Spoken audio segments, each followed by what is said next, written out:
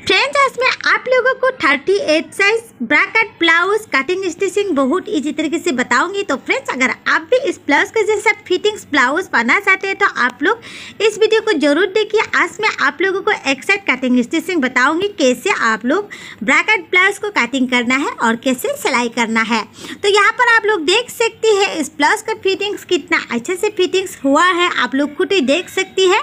तो फ्रेंड्स, पहले वीडियो को ध्यान से देखिए, उसके बाद लाइक कमेंट कीजिएगा। तो यहाँ पर देखिए शोल्डर की बात करें, शोल्डर देखिए बिल्कुल यहाँ पर शोल्डर बराबर है। आप लोग देख सकते हैं यहाँ पर शोल्डर बिल्कुल फिट है, यहाँ से शोल्डर नहीं गिर रहा है, आप लोग खुद ही देख सकती है। तो कितना अच्छे से ब्लाउज का फिटिंग्स आया है आप लोग खुद ही देख सकती है। देखिए बहुत ही अच्छे से फिटिंग्स हुआ है। तो चलिए किस तरीके से इस ब्लाउज को कटिंग करना है पूरा स्टेप बाय स्टेप सीख लेती है। तो सबसे पहले देखिए बैक पार्ट कटिंग करने के लिए ब्लाउज का लंबाई रखूंगी, यहाँ से देखिए टोटल 15 इंच का ब्लाउज का लंबाई रखूंगी और सिलाई के लिए एक्स्ट्रा 1 इंच। तो ये ब्लाउज तैयार होगा 14 इंच तक। एक्स्ट्रा फैब्रिक के साथ मैंने यहाँ पर 15 इंच तक ले लिया है। तो चलिए शोल्डर लेना है 38 साइज के लिए 5.5 इंच का शोल्डर ही रखूंगी। और यहाँ से देखिए आर्महोल का शेप लगाना है, यहाँ से देखिए आर्महोल कितना तक रखना है। ये देखिए आर्महोल यहाँ से 5.5 इंच तक रखूंगी। तो उसके बाद यहाँ से बराबर 5.5 इंच तक ले लेना है। तो चलिए अभी यहाँ से चेस्ट के लिए मेजरमेंट लेना है। जैसे कि ये 38 साइज है तो यहाँ से 9.5 इंच तक रखूंगी और एक्स्ट्रा फैब्रिक 2 इंच तक लिया है। तो चलिए अभी कमर का मेजरमेंट कैसे लेना है। हमेशा देखिए कमर का मेजरमेंट चेस्ट से हमेशा 1 इंच कम कर ही कमर का मेजरमेंट लेना होता है। तो चलिए अभी यहाँ से कितना तक मिला है ये देखिए, यहाँ से 10.5 इंच तक रखूंगी।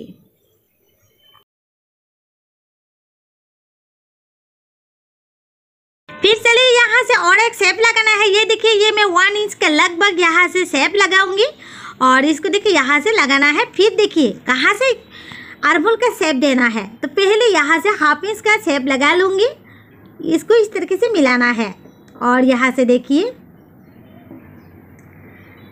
4.5 इंच तक और एक निशाना देना है।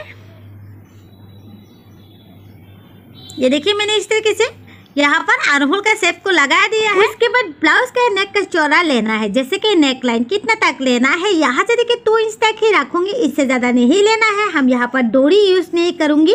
तो चलिए अभी यहाँ से देखिए हाफ इंच का लगभग यहाँ से डाउन करना है। इस तरीके से डाउन करने से आपका शोल्डर गिरने का चांसेस कम होता है। तो ये देखिए इस तरीके से थोड़ा टीशा टाइप से मिलाकर लेना है। उसके बाद देखिए ब्लाउज का नेक डीप लेना है। नेक डीप देखिए कितना तक लेना है।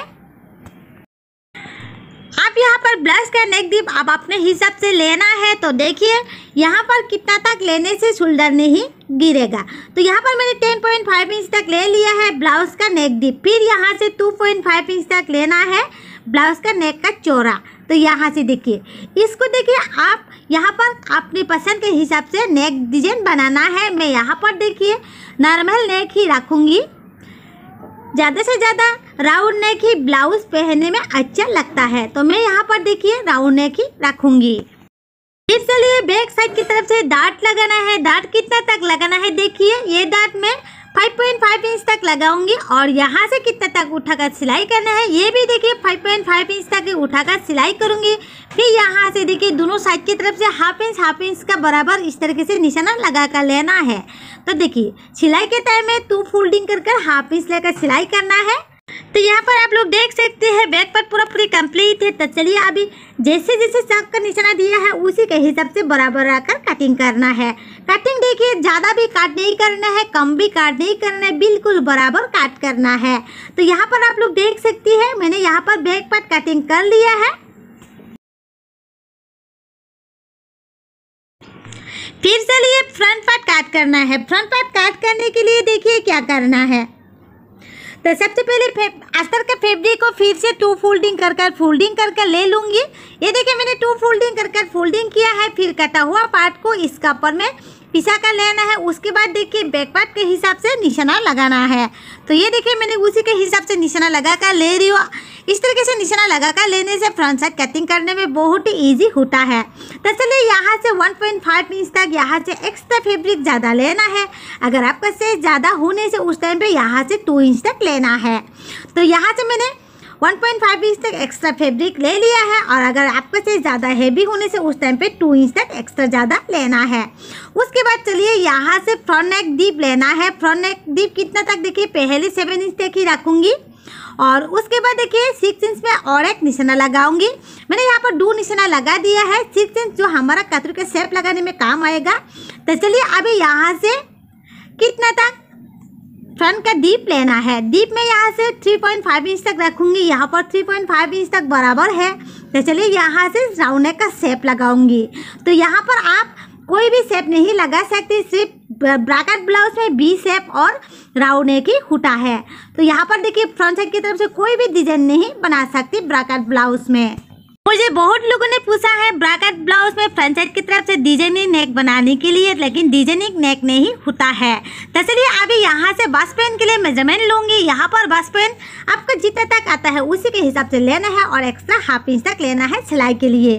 तो यहाँ पर देखिए बस पेन आता है 11 इंच तक और एक्स्ट्रा सिलाई के लिए हाफ इंच, तो टोटल 11.5 इंच का बस पेन रखूँगी यहाँ से। चलिए अभी कतरे के लिए मेजरमेंट लेना है। इतना इजी तरीका आप लोग कहीं पर भी नहीं मिलेगा। आप लोग खुद ही देख लीजिए कितना इजी तरीके से मैंने यहाँ पर कतरे का ब्लाउज कटिंग कर रही हूँ। तो चलिए सबसे पहले देखिए आर्महोल के साइड की तरफ से यहाँ से एक पॉइंट लेना है। ये पॉइंट देखिए 6.5 इंच तक रखूंगी। चाहे तो यहाँ पर 6 इंच भी ले सकते हो, मैंने हाफ इंच एक्स्ट्रा ज़्यादा ले लिया है। एक्स्ट्रा ज़्यादा लेने से कोई दिक्कत नहीं होता है।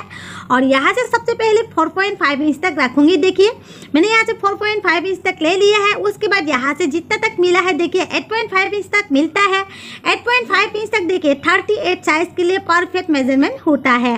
तो उसके बाद देखिए 8.5 इंच को यहाँ से हाफ कर लेना है, जैसे कि कतरी को मिडल हाफ कर लेना है। देखिए फिर चले यहाँ से कतरू के शेप कितना तक उठाना है। मुझे यहाँ से नॉर्मल ही रखना है। मैं यहाँ से 1 इंच तक उठाऊंगी। चाहो तो आप यहाँ से 1.5 इंच भी उठा सकती हूँ अगर आपको ज़्यादा शेप चाहिए तो। मुझे इतना शेप नहीं चाहिए। फिर यहाँ से बराबर मिला देना है। देखिए जहाँ से कतरी को हाफ किया है वहाँ से दोनों को बराबर मिला देना है। मिलाने के बाद चलिए अब आर्महोल से और एक पॉइंट लेना है। ये पॉइंट को आप बहुत ध्यान में लेना होगा। ये थोड़ा आइडिया कर लेना होता है कितना तक आता है। जो मैंने यहाँ पर 6 इंच का निशाना लगाया है और उधर जो कतरी का शेप उठाया है 1 इंच तक, उसी को बराबर रखकर यहाँ से इस पॉइंट का निकालना है। तो चलिए कितना तक आता है ये देख लेना है पहले।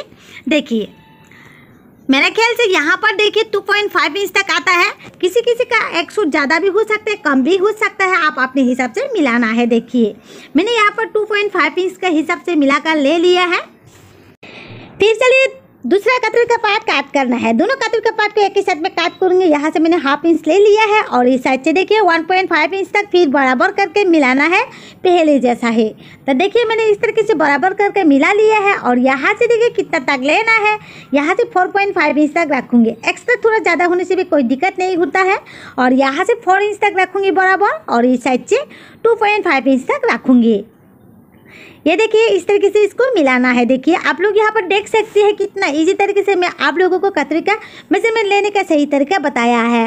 तो चलिए आप लोग यहाँ पर देख सकती हैं बिल्कुल यहाँ पर कतरी का पार्ट बराबर करके मैंने मेजरमेंट ले लिया है। तो चलिए अब इसको काट कर लूँगी।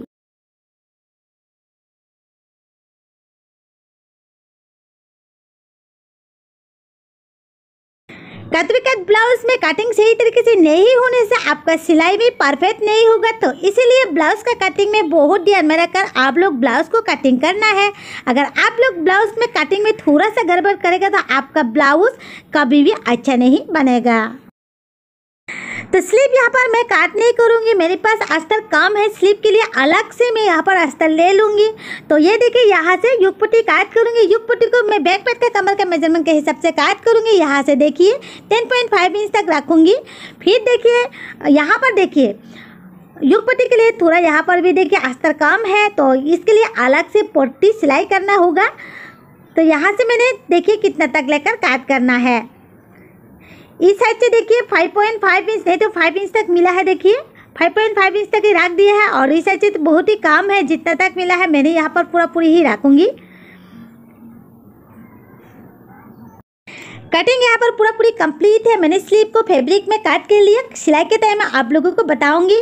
तो चलिए अभी यहाँ से सबसे पहले मैं फ्रंट पार्ट सिलाई करूंगी। फ्रंट पार्ट सिलाई करने के लिए अस्तर और फैब्रिक को बहुत अच्छे तरीके से मिलाकर लेना है। देखिए अस्तर को कैसे मिलाना है। देखिए फैब्रिक को उल्टा साइड की तरफ से इस कपड़े में अस्तर को रखूंगी इस तरीके से। देखिए और फिर देखिए फैब्रिक को सीधा साइड की तरफ से मिला कर लूँगी। फिर उसका ऊपर मैं अस्तर को रखूँगी। इसी तरीके से सिलाई करना है। उल्टा बाऊ देख कर सिलाई करना है। और यहाँ से देखिए मैंने हाफ इंच से थोड़ा सा ज़्यादा लेकर यहाँ से सिलाई कर रही। सिलाई देखिए बिल्कुल डबल सिलाई देना है। उसके बाद मैं किनारे से एक फिर को लगा लूँगी क्योंकि यहाँ से बहुत सारा धागा निकाल रहा है। तो दूसरा पार्ट को भी सेम तरीके से ही बराबर करके मिलाकर सिलाई कर ले लेना है।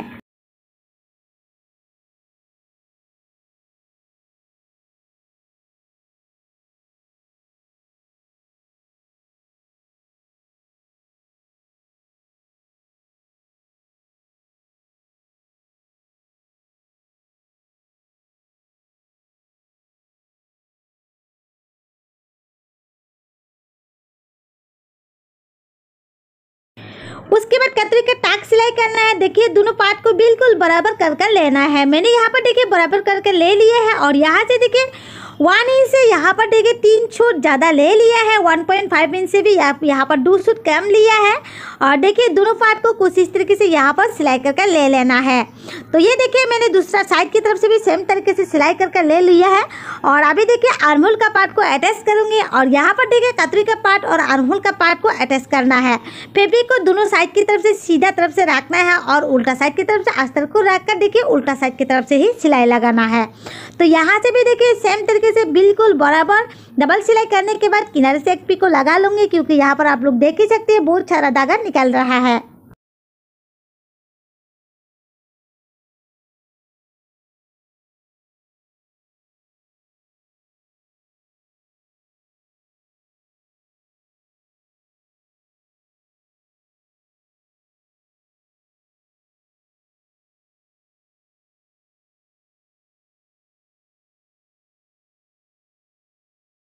दोनों साइड की तरफ से आर्महोल का पार्ट को अटैच करके ले लिया है। तो चलिए अभी यहाँ से युग पट्टी सिलाई करना है। युग पट्टी कैसे सिलाई करना है। देखिए यहाँ से 1 इंच नहीं तो 1.5 इंच तक रखना है। और मिडल से देखिए 3 इंच नहीं तो 3.5 इंच तक रखना है। और यहाँ से 3 इंच नहीं तो 2.5 इंच तक रखना है।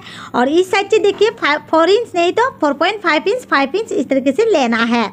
तो चलिए अभी यहाँ से इसको किनारे से इस तरीके से फोल्डिंग करके लेना है। और यहाँ पर देखिए पहले आप चौक से निशाना लगा कर ले लीजिए। मैं यहाँ पर देखिए 1.5 इंच तक बिल्कुल बराबर यहाँ से फैब्रिक को रखा है। तो चलिए अब यहाँ से सिलाई करके ले लूँगी। सिलाई के बाद आप लोगों को मैं फिर से मेजरमेंट करके दिखाऊंगी मैं कितना इंच तक लेकर यहाँ से सिलाई किया है।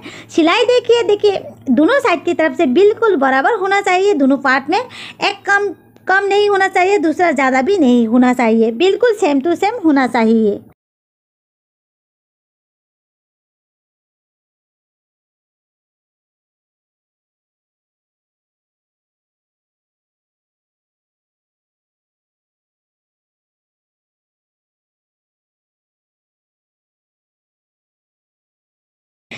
तो ये देखिए मैंने सिलाई कर लिया है। तो चलिए आप लोगों को फिर से मेजरमेंट लेकर दिखाती हूँ कितना तक मैंने लेकर सिलाई किया है। तो यहाँ से देखिए 3.5 इंच तक मैंने रखा है। देखिए बिल्कुल। और यहाँ से 1.5 इंच और यहाँ से 3 इंच तक लेकर सिलाई किया है। यहाँ पर आप लोग देख सकते हैं मैंने बिल्कुल बराबर सिलाई किया है। तो चलिए अभी दूसरे साइड की तरफ से भी सेम तरीके से सिलाई करना है।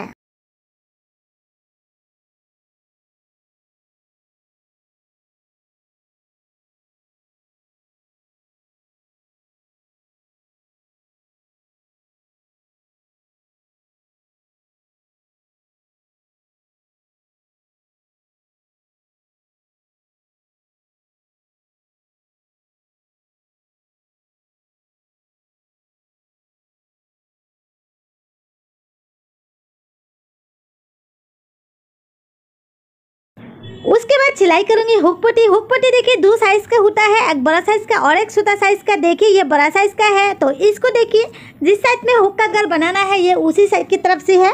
तो इसको देखिए मैंने उल्टा साइड की तरफ से रख कर यहाँ पर देखिए सीधा साइड की तरफ से सिलाई कर रही हूँ। और इसको देखिए बिल्कुल सामने की तरफ से पलट कर लाना है और दूसरा को तो सामने की तरफ से सिलाई करने के बाद उल्टा साइड की तरफ से पलटना है। फिर यहाँ से फिनिशिंग के लिए सिलाई दूंगी।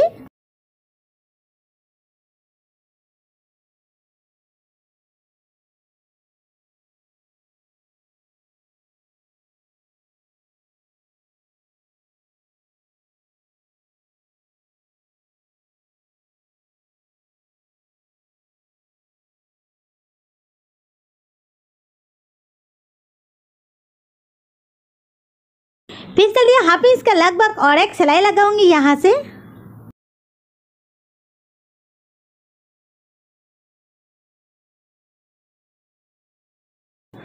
और दूसरा पार्ट को देखिए सीधा साइड की तरफ से सिलाई करना है और इसको उल्टा साइड की तरफ से पलटना है। तो यहाँ पर देखिए दोनों कातरी का पार्ट को जहाँ से ज्वाइन किया है वहाँ पर छोटा सा प्लेट डालना है। अगर प्लेट नहीं डालने से क्या होगा, उल्टा साइड की तरफ से जब भी हुक पोती को पलट लेगा तो उसमें खिंचाव आ जाएगा। तो इसलिए इस तरीके से छोटा सा प्लेट डालना बहुत ही ज़रूरी है।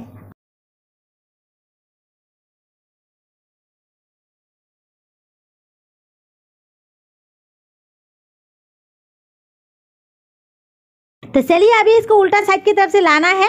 उल्टा साइड की तरफ से लेने के बाद देखिए यहाँ से बिल्कुल कच्चा सिलाई देना है। हुक सिलाई करने के बाद इस सिलाई को खोलकर लेना है।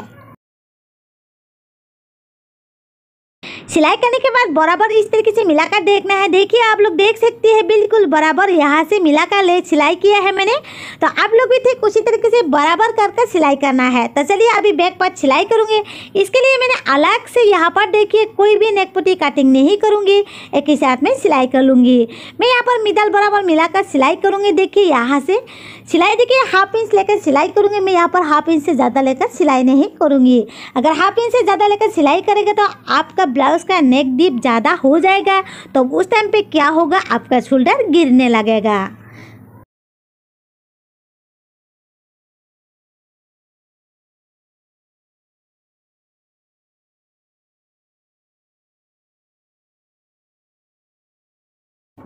इसलिए मैं आप सबको बोला ब्लाउज का कटिंग का टाइम में बहुत ध्यान में रखकर कटिंग करना होता है।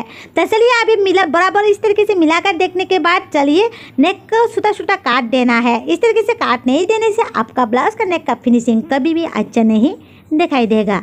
तो इसलिए इस काट को देना बहुत ही ज़रूरी है। तो इस तरीके से छोटा छोटा काट देना है। फिर चलिए फिनिशिंग के लिए सिलाई देना है। फिनिशिंग का सिलाई देखिए अस्तर के साइड की तरफ से ही लगाना है और इसको देखिए बिल्कुल किनारे से बराबर कर कर देना है। ये बाहर की तरफ से भी नहीं देना है और अंदर के साइड की तरफ से भी ज़्यादा नहीं लेना है। बिल्कुल किनारे से ये बराबर देना है। इस सिलाई में देखिए बहुत ध्यान में रख कर सिलाई करना है।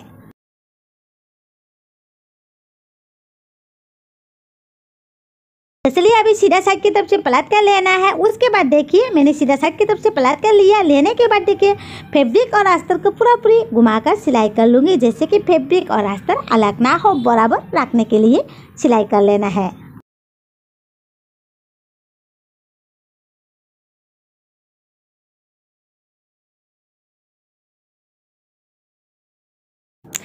फिर चलिए बैक साइड की तरफ से टक्स लगाना है। ये टक्स देखिए मैं 5.5 इंच तक लगाऊंगी। मैंने कटिंग के टाइम में भी बताया है 5.5 इंच तक ही लगाऊंगी। और यहाँ से देखिए 2 फोल्डिंग में हाफ इंच लेकर सिलाई करूंगी और उठाएगी भी यहाँ से देखिए 5.5 इंच तक उठाकर सिलाई करूंगी। तो चलिए दोनों साइड की तरफ से बराबर करके यहाँ से सिलाई करना है। यहाँ से भी हाफ इंच लेंगी और उठाऊंगी 5.5 इंच तक। तो ये देखिए मैंने टक्स लगा लिया है। तो चलिए अभी फ्रंट साइड की तरफ से नेक पट्टी सिलाई करना है। मैंने यहाँ पर देखिए नेक पट्टी को सीधा ही काट किया है। तो देखिए हर राउंड कॉर्नर में दूर छोटा छोटा प्लेट डाल दूंगी। अगर इस तरीके से दूर छोटा छोटा प्लेट नहीं डालने से क्या होगा, आपका नेक पट्टी को जब भी उल्टा साइड की तरफ से पलट लेगा तो उस टाइम पे आपका नेक पट्टी की तरफ से कपड़ा कम हो जाएगा और उसमें खिंचाव आ जाएगा।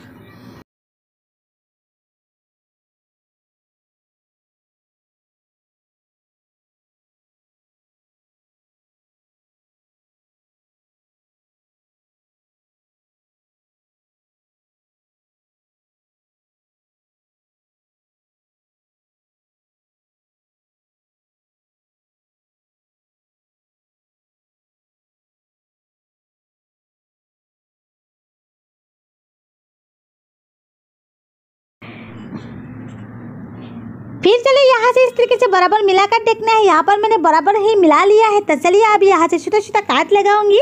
उसके बाद यहाँ से भी देखिए फिनिशिंग के लिए सिलाई दूंगी। फिनिशिंग की सिलाई देखिए बिल्कुल अस्तर के साइड की तरफ से ही देना है, फैब्रिक के साइड की तरफ से नहीं देना है। तो चलिए दूसरा साइड की तरफ से भी यहाँ से छोटा छोटा काट कर लूँगी।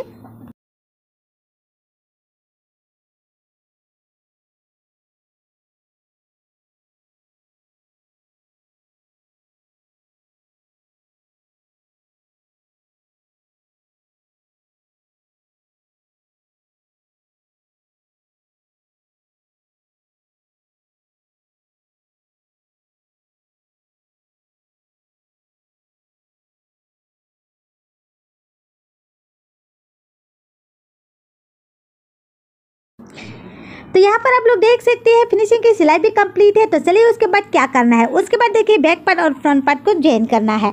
तो यहाँ पर मैंने देखिए इस तरीके से बराबर कर लूँगी। जहाँ से नेक पट्टी सिलाई किया है वहाँ से ठीक बराबर कर लूँगी। बैक साइड की तरफ से मैंने नेक पट्टी सिलाई नहीं किया है, फ्रंट साइड के नेक पट्टी के साथ बराबर रखकर यहाँ से जॉइन कर लूँगी। दोनों साइड को इस तरीके से जॉइन करना है। तो चलिए दूसरा साइड की तरफ से भी जॉइन कर लेना है बिल्कुल बराबर रखकर।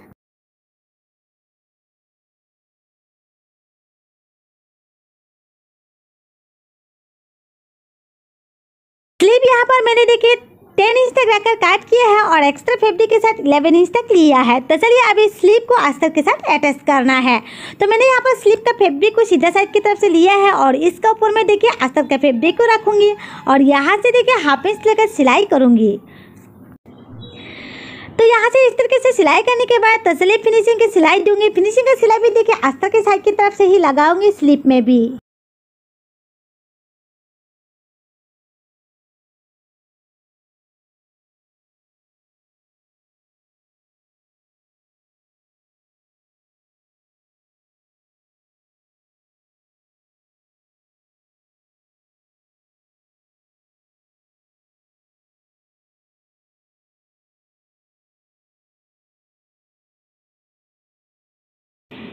यहाँ पर स्लीव सिलाई पूरी कंप्लीट है। तो चलिए अभी स्लीव को अटैच करना है। तो यहाँ से देखिए 5 इंच तक लिया है मैंने।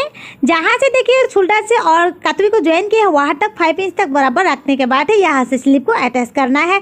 दोनों साइड की तरफ से इस तरीके से बराबर ही रखकर अटैच करना है। अगर एक साइड की तरफ से ज़्यादा होगा, दूसरा साइड की तरफ से कम होगा तो एक साइड की तरफ से शोल्डर फिट हो जाएगा और दूसरा साइड की तरफ से शोल्डर गिरने लगेगा।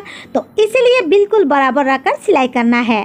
तो चलिए अब यहाँ पर मैंने स्लीव को पूरी इसी तरीके से दोनों साइड की तरफ से सिलाई कंप्लीट कर लूंगी।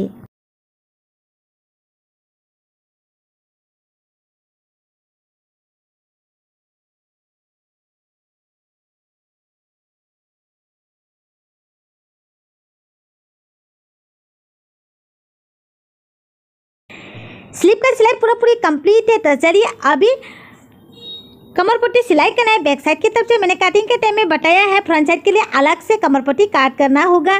तो यहाँ पर देखिए मैंने फैब्रिक में ज़्यादा मिला है तो मैं यहाँ पर फैब्रिक के साथ ही यहाँ पर कमर पट्टी को फोल्डिंग करूँगी। मैंने यहाँ पर देखिए सिर्फ बैक साइड की तरफ से सिलाई कर रही हूँ। आप लोगों को कटिंग के टाइम में बताया है सिर्फ फ्रंट साइड की तरफ से भी मैंने यहाँ पर कमर पट्टी अलग से काट करना होगा। सिर्फ यहाँ पर मैंने बैक साइड की तरफ से सिलाई कर रही हूँ। जैसे कि मैं फैब्रिक ज़्यादा मिला है तो फैब्रिक के साथ ही फ्रंट साइड के युग पट्टी को भी फोल्डिंग कर सिलाई कर लूँगी। जैसे कि मैं पहले युग पट्टी कटिंग करती थी ठीक उसी का हिसाब से मैंने यहाँ पर फैब्रिक में काट किया है। अस्तर कम है थोड़ा, लेकिन बाद में मैं इसको अस्तर को भी ज्वाइन कर लिया है फैब्रिक के साथ मिलाकर। कमर पट्टी सिलाई करने के बाद तो चलिए साइड से ज्वाइन करना है। इसको ज्वाइन करने के लिए देखिए कोई भी मेजरमेंट लेने का जरूरत नहीं है, बिल्कुल किनारे से यहाँ से अटैच करना है। लेकिन यहाँ पर एक बार ध्यान में रखना है आर्महोल का जो ज्वाइन को बिल्कुल बराबर रखना है। अगर आर्महोल का ज्वाइन बिल्कुल बराबर नहीं होने से आप ब्लाउज पहनने के बाद आपका ब्लाउज कंफर्टेबल नहीं लगेगा। तो चलिए यहाँ से कितना तक रखना है हुक पट्टी के साइड की तरफ से यहाँ से मैं 7 इंच तक रखूँगी। अब अपने हिसाब से लेना है। आप 7.5 इंच भी ले सकते हो, 8 इंच भी ले सकते हो, आप अपने हिसाब से लेना है। और यहाँ से इस तरीके से फोल्डिंग करके यहाँ से पूरा घुमा कर कच्चा सिलाई दूंगी। जब इसको हाथ से सिलाई करेगा तो उसके बाद इस सिलाई को खोल दूंगी। इस तरीके से कच्चा सिलाई देकर सिलाई करने से हाथ से तुरपाई करने में बहुत ही इजी होता है और ब्लाउज का फिनिशिंग भी बहुत ही अच्छे से आता है। आप लोग खुद ही देख सकती है, मैं जब ब्लाउज का कटिंग नया सीख रही थी तब उस टाइम पे मैं इसी तरीके से कटिंग करने का आइडिया नहीं था। तो अभी आप लोग देख सकती है किस तरीके से मैं यहाँ पर ब्लाउज सिलाई कर रही हूँ। आप लोग खुद ही देख सकती है बहुत ही इजी है ब्लाउज सिलाई करना और कटिंग सही तरीके से करने से सिलाई में भी कोई भी दिक्कत नहीं होता है। और आप लोग इसका फिटिंग्स तो शुरू में देख ही लिया होगा किस तरीके से इस ब्लाउज का फिटिंग्स आया है, आप लोग खुद ही देख सकती है। फिर भी आप लोगों को सिलाई कंप्लीट करने के बाद मैं आप लोगों को इसका फिटिंग्स दिखाऊंगी। तो यहाँ पर मैंने 38 साइज के हिसाब से ब्लाउज का फिटिंग्स कर रही हूँ और ब्लाउज का फिटिंग्स हमेशा बैक साइड की तरफ से ही करना है, कभी भी फ्रंट साइड की तरफ से नहीं करना है। अगर फ्रंट साइड की तरफ से थोड़ा सा ज़्यादा होने से भी बैक पार्ट से कोई दिक्कत नहीं होता है, हमेशा बैक साइड से फ्रंट साइड की तरफ से थोड़ा ज़्यादा ही होता है। बहुत लोगों का कहना है फ्रंट साइड की तरफ से ज़्यादा क्यों होता है, लेकिन देखिए फ्रंट साइड ब्रैकेट ब्लाउज में फ्रंट साइड की तरफ से बैक पार्ट से थोड़ा ज़्यादा ही होता है, तो उससे हमें कोई दिक्कत नहीं होता है।